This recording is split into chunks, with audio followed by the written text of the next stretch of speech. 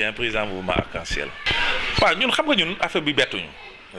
ndax wax dëgg yàlla ñun ça fait déjà quelques années avant même les élections bien avant après plus de 2 ans 3 ans maintenant ñun xale ñu xamoon li xew ci pétrole bi muy Franck Timis Petrotim je crois que c'est le président Ablaye Wade moo ñu njëkk a wax affaire bi scandale bi. Bon, j'avoue que man personnellement je reconnais qu'au départ sax man gëmu woon trop noonu sax affaire bi ampleur beeg ni mu demee woon noonu parce que bon booba situation bi ni mu demee pa bi mer na vraiment avec le cas Karim Wade et tout ça donc quand ñu génne affaire bi j'étais un peu sceptique au départ mais plus ñu doon dem kayit yi di génn ñu xool ñu xam ne affaire bi kat du affaire bu ndaw. Bon ñu am ay techniciens yoo xam ne ñu ngi ci def ay gëstu mu jël forme ba ñu xam ne lii daal Sénégal mi ngi ciy ñàkk xaalis bu bari mi ngi koy ñàkk ci affaire bi scandale bi boobu foofu lañ demee nag daal di organiser wu boobu ñu ngi nekk ci benn front bu ñuy wax. FPDR Front pour la défense de la République d'abord deuxièmement ñu ngi woon ci beneen front également bu ñuy wax Manko Wattu Sénégal def nañ ci ay manifestations yu mag d'ailleurs image yi nga xam ne moom la BBC Corporation génne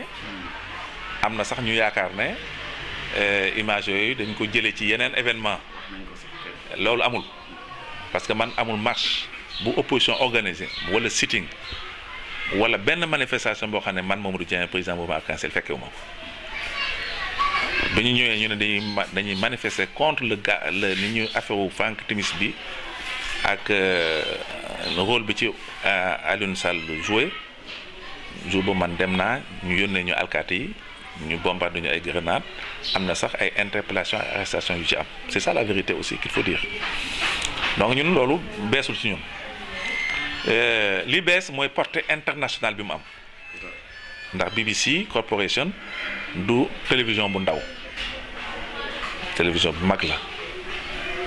donc kii bi reportage bi dafa def wër àddina xam nga Sénégal dafa amoon na sa am image bu rafet ci wàllu yooyu daal xamaluñ ko daal scandale yu mel ni ay ñu sew-sewaan yi ci suuf nii baara yëgoo yi xamewuñ ko Sénégal donc bi ma amee moo lu gën a yokk mu am impact loolu ci la bokk bon alors léegi comme mbir mi demee ne nii ñun bañ doon wax kenn gëmuñu léegi gis nañ ne ay baat yu gën a ëpp doole ñu ngi ciy wax génn ay preuve génn ay documents xam na ne lii lu am la Sénégal dafa nekk pays bu pauvre ñu xëy nañu am ngeen pétrole bu bari Kayar profond offshore Saint-Louis profond offshore ba ñu yokk ci Rufisque offshore profond moom lañ mujj jox Total donc ñi commencé am yaakaar ci ñàkk gi ak problème éducation yi am ak emploi xale yeeg yooyu yëpp yaakaar commencé jóg donc bu ñu déparé ñu ne bon rakku président nga xam ne wax dëgg yàlla kenn xamalu ko woon dara ci affaire pétrole ndax moom defe naa journalisme la jàng bu ñu ko déggee ci biir xam nga mën leen neex nit ñi aussi surtout que li ñuy wax ay milliards ay nangami dizaine de milliards la ñuy wax ne moom la gaañ yi daal xaw a kii donc du neex nit ñi forcément donc moo tax problème bi problème bu am portée bu li ci Sénégal bu sori ci xolu Sénégalais yi la loolu tax man yaakaar naa ne président woo ko sàggane war na xool situation bi en face mu xam ne moom dafa prêter serment waat li ñu koy jox président jox ko réew mi ci maanaam ni ñuy yoree alalu réew mi dafa am lu mu ci waat donc c'est le moment mu respecter son serment mooy mu bàyyi gaañ yi ñu clarifier ko ndax amoon na ay rapports yoo xam ne amoon na ci OFNAC defoon na ci ay rapports ba ñu dindi fa Nafi Ngom Keïta donc dafa war a libérer fonctionnaires yi ñu déclassifier rapport yooyu ñu xam enquêtes yooyu ñu defoon lan moo nekk réellement ci biir bu ñu bëggee affaire bi man li ñuy kii nii di yónni seen porte-parole muy wax nii ak yooyu keneen jóg ñuy wax nangam loolu du ko régler li koy régler mooy mu leer bu leeree rek ci bopp ñëpp bu ko defee ñëpp danañ am jàmm bu fekkee ne daal affaire bi set na moom dana am jàmm mais nit ñi aussi dañu am jàmm parce que seen alal mais tant que gaañaa ngi jóg di sànni xeer naan way opposition bi da ngeen a tàng xol da ngeen loolu du ko régler ndax nit ñi affaire bi dafa sori ci ñoom fi mu ne foo dem loolu la ñuy waxtaane voilà donc ko bëgg a conseiller man dama yaakaar ne da nga ko bëgg a conseiller ne lu mu mën a def ba mu leer rek na ko def bu ko defee moom dina am jàmm ñeneen ñi am jàmm. te xam ji ñuy tuumaal bon moom moo war a xool moo xam loxoom bu setee ba set xam na bu loxoom taqee ba taq xam na man mun ma wax à sa place mais man du ma discuter problème de personne ah Aliou Sall man xam naa ko xam naa ko bu baax a baax a baax a baax ça fait longtemps que même gisuma ko plus de 7 ans su ma dem bi moom voilà mais je le connais très bien avant magam di nekk président de la République mais man du ma discuter affaire personne man ci principe yi laay discuter alal ji alalu Sénégal li nekk en cause li ñu coow li du xaalis bu ndaw du as xaalis ay milliards la yoo xam ne mën nañ ko dugal ci emploi xale yi mën a dem ci santé bi mën a dem ci tali yi mën a dem feneen donc loolu mënuñu ko taylee ah il faut mu am aussi tuuti respect du na rek toog ne comme ni saa benn document mu ne man du ma démissionner déedéet problème du démissionner wala bañ a démissionner c'est pas ça encore parce que loolu c'est des approche personnelle la waaw man je dis approche ci principe yi alalu réew mi moo nekk en cause da nga ko wax clarifier bu fekkee ne démissionner mooy tax nga mën a libre pour wax exactement lu xew da nga war a démissionner bu fekkee nag set nga ba set nga expliquer nga set nga continuer sa liggéey mais man tant que enquête yi ñëwagul pour man du ma ci mën a du ma mën a prononcer wu damay naan rek en tout cas ñun soxla nañu opinion publique bi ku nu éclairer ku ñu leeral ñu xam sunu milliards yooyu fu mu dugg parce que milliards génn na moom diggante Franck Timis Aliou Sall nangam mais milliards nee na meng waaw mën na nekk ay sos xëy na waaye daal jeune yaakaaruma mu doon ay sos parce que BBC quand même du dugg ci reportage d'ailleurs maa leen di wax parce que gaa ñaa ngi gaawante ma leen def leen ndànk parce que reportage bi ma gis gaa ñi desee nañu affaire de génne guñu lépp de am na ñëw des na mu xàmbin de waaw ñëw des na mu xàmbin donc ma ne nañ tey parce que sama gaa ñi ma gis BBC reportage bi ma seet ak expérience bi ma am génne guñu lépp donc génne guñu lépp njaw des na amu xàmbin ñu nañ dawal tuuti mais en attendant moi je pense que Aliou Sall moom moo war a xam ne magam muy président de la République Macky Sall nekkul à l'aise ci dossier bi donc nan la mën a def na pour mettre ko à l'aise moom moo ko xam man de bu doon mën a dinaa xam na may def waaw ndax man damay daal di bàyyi ba ma set je me rappelle Mamadou Seck nekkoon na ministre de l'économie et des finances mu amoon problème avec je pense que boobu dafa njëkkoon jaar Sumikoa ci boobu nekkoon na fa directeur amoon ay problème yu amoon ci xawma nu mu demeeti ba coow la jógee dafa libéré wu démissionné pour mettre président Ablaye Wade à l'aise par rapport à ce dossier ndax opposition bi dañoo jógoon ñëpp rafetlu ko ba demee seet ko ba ne ko ay la yéwén defoo dara dafa dellu siwaat ministre ba mujj sax mu nekk président de l'Assemblée nationale donc Sénégal aussi on a eu de grands hommes waaw wax dëgg yàlla nag y a des gens yoo xam ne quand même c'est des républicains bu coow amee bu coow am pour mettre le président à l'aise dañu libéré wu ba yëfee set bu ñu setee wicc bu ko defee dañuy dellu si waat sax en force dañu gën a amaat doole parce que sénégalais bu la diñee dara fekk defoo ko après dafa am fu lay teg feneen fu foofu lay teg man foofu laa ko doon xaar waaw évidemment parce que ñun génne nañu communiqué bon il est vrai que ñu ngi doon ci discuter parce que comme ñu ngi dialogué bon boo génnee communiqué bu tàng ñi ne bon xëy na mën na plomber dialogue bi ñi ne aussi bu yolomalee ba yolomal aussi day mel ni yéen it ay collabo ngeen xam nga opposition dafa xaw a metti waaw mais réalité bi mooy génne nañu ko polémique je pense am na journal bi ci bind d'ailleurs bon mais qui engage le front parce que c'est la règle de la majorité mais moi je pense que nañ sauver quand même dialogue bi ndax Sénégal soxla na ko ndax élection yi passé yàlla def na jàmm Sénégal coow amul problème amul mais opposition bi dafa contester résultat yi opposition bi dafa génne livre blanc loolu du dara la ci démocratie. am nañu fi ñu ko teg parce que bind nañ livre blanc wax ñu meree li tax ñoom mënuñu nangu résultat yi te bañ a nangu résultat yi mooy nanguwuñ ne Macky Sall président de la République bi ñu waxee ne dañuy dem am na ñoo xam ne nañ duñ fa taxaw réew mi Idrissa Seck duñ dem Sonko ak Pastef duñu dem ak ñeneen mon petit frère Abdou Karim Fall tey la gën a opposé ci dialogue bi mais am na ñoo xam ne nee nañu danañ dem PDS mi nga xam ne moo fi am groupe parlementaire xam nga affaire bi aussi il faut ñu xoolaat ko man ce que je dis à mes amis du Front de résistance nationale parce que le deuxième ci élection présidentielle yi Idrissa Seck ñëwul ci dialogue bi le troisième ci élection présidentielle yi muy Sonko ñëwul ci dialogue bi ki nga xam ne moo am groupe parlementaire parce que boo nee le parti le plus représentatif sa mën a indi kii ne nii la ko gisee nii la ko gisee mais ki nga xam ne moo seul bu fi am groupe parlementaire complet c'est le parti démocratique sénégalais bokkul ci dialogue bi. yéexi jaaxaam ak ñun na mbokk yi ndaw ndawaan yi ñooñu boo leen dajalee quand même am na lu ñu tekki à côté de ñun ñi nga xam ne ñun dañuy dem dialogue ok donc bu fekkoon ne ñoom joxe nañu ay garantie ne dialogue bu sérieux lay doon xëy na ñee dañu am raison pour ñëw. léegi ci diggante bi lii ne teel la ñëw muy scandale bu mag lu ndaw lii ñëw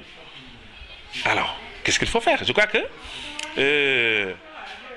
dialogue bi man bëgg naa ñu def ko ñu def tout pour sauver dialogue bi parce que intérêt Sénégal la ndax man jour boobu maa nga woon salle des banquets pour la première fois amoon na premier dialogue bu amoon demu moon am na concertation amoon demu moon demoon naa concertation yi sur le processus électoral dama ci génn déçu j'étais déçu mooy bi indi parrainage bi hésité naa mais ma ne quand même nañ dem wuy ji dialogue bi donc man bu ma sañoon gaañ du ñu rusloo dañ def dialogue bu sérieux surtout nu ko président waxee ne léegi amul njuuj njaaj et cetera amul enjeu donc bii dernier mandat la donc danañ ko teg ci yoon rek man bu ma sañoon dañuy ñem ñu discuter ak moom collaborer moom loyalement sincèrement ñu wut système électoral bu baax boo xam ne vraiment bu ci jógee amatul contestation élection Sénégal. daaw na xel parce que bon président aussi quand même am na bi mu ñëwee jël na temps nuyu ñi wax ak ñeneen kaf ak ñeneen ñu ma xamoon parce que aussi ñoo bokkoon PDS quand même ça xëy na xuloo yi sunu xuloo yi nii rek mais nag quand même am na quand même fu ñu jaar mais man ça fait depuis 2012 moi je l'ai pas rencontré prestation serment bi mu ko def méridien président moi j'étais là-bas pendant ce truc-là mais depuis ce jour-là je l'ai pas rencontré physiquement je l'ai pas vu. Peut-être à la télé et autres, mais je ne l'ai pas vu physiquement. Mais ce jour-là aussi, quand même, on a pu un peu avoir quelques échanges, je ne dis pas amical, mais en tout cas assez affectueux. Bon, c'est déjà ça, une décrispation.